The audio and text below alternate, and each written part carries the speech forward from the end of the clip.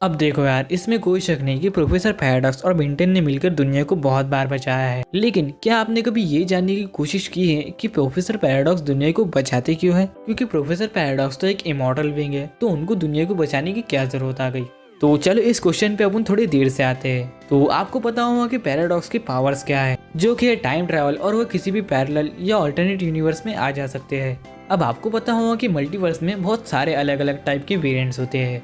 अब जिसमें से हो सकता है कि प्रोफेसर पैराडॉक्स का भी एक इविल वर्जन एग्जिस्ट करता होगा, और अगर उस इविल वर्जन ने मल्टीवर्स पे कब्जा करने का सोच भी लिया, हाँ भाई मल्टीवर्स, क्योंकि वो प्रोफेसर पैराडॉक्स का वेरिएंट है, थोड़ा दूर का सोचना पड़ेगा। तो प्रोफेसर पैराडॉक्स के वेरिएंट्स बेंटन की यूनिवर्स का सबसे बड़ा थ्रेट बन जाएंगे, जिनको डिफीट करना बहुत ही ज्यादा मुश्किल होगा, क्योंकि पैराडॉक्स के सामने बेन का सबसे पावरफुल एलियन एक्स भी 2 मिनट नहीं टिक सकता। मुझे उन्हें मनाना है कि वो आपने मुझे पहले जैसा बना। तो हाँ, आज अपन इसी बारे में चर्चा करने वाले हैं कि क्या प्रोफेसर पैराडॉक्स के वेरिएंट्स बेंटन की यूनिवर्स के ऊपर खतरा हो सकते हैं।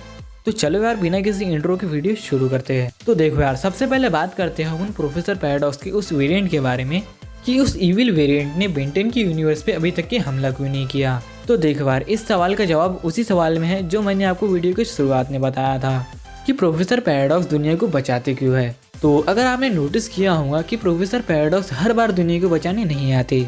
जैसे कि war of the world part 1 episode में प्रोफेसर पैराडॉक्स की ज्यादा जरूरत नहीं थी, लेकिन फिर भी प्रोफेसर पैराडॉक्स वहाँ आए थे। लेकिन वही अल्टीमेट एनिमी एपिसोड में प्रोफेसर पैराडॉक्स की बहुत ज्यादा जरूरत थी, लेकिन फिर भी प्रोफेसर पैराडॉक्स नहीं आए। और भी ऐसे बहुत सारे मोमेंट है जहाँ प्रोफेसर पैराडॉक्स की बहुत ज्यादा जरूरत थी, लेकिन फिर भी प्रोफेसर पैराडॉक्स वहाँ नहीं आए। अब अगर आप बेंटन के साथ साथ मार्वल को भी फॉलो करते होंगे तो आपको पता होगा कि मार्वल सिनेमैटिक यूनिवर्स में एक तड़कता भड़कता विलन इंट्रोड्यूस हुआ है। हाँ, मैं बात कर रहा हूँ ही हू रिमेन्स या कैंग द कॉन्करर के बारे में, क्योंकि इस कैरेक्टर्स की भी पावर कुछ प्रोफेसर पैराडॉक्स के जैसे ही है, जैसे कि टाइम पावर, और वो किसी भी ऑल्टरनेट यूनिवर्स में आ जा सकता है। तो कैंग अपने बुरी वर्जन को अपनी यूनिवर्स में आने से रोकने के लिए सिर्फ उसी इवेंट्स को होने देता है जिस इवेंट के होने से उसके बुरे वेरिएंट्स उसकी टाइमलाइन में ना आए। और शायद कुछ ऐसा ही केस हमारे प्रोफेसर पैराडॉक्स के साथ भी होता होगा कि वो भी कुछ उसी इवेंट्स को होने देता है जो इवेंट्स के होने से उसके इविल वर्जन्स हमारे प्राइम टाइमलाइन में ना आए। अब देखो यार, प्रोफेसर पैराडॉक्स दुनिया को इसीलिए बचाता है कि प्रोफेसर पैराडॉक्स ये नहीं चाहते कि उसी के वेरिएंट्स की वजह से उसका यूनिवर्स खतरे में आए।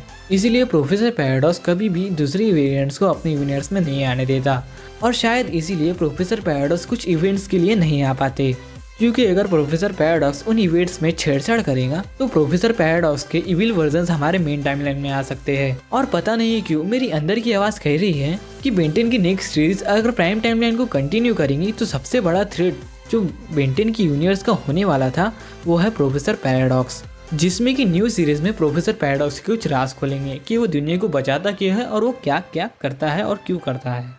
और अगर ऐसा होता है ना भाई, तो फिर तो मैं अपना फेस रिवील कर दूंगा।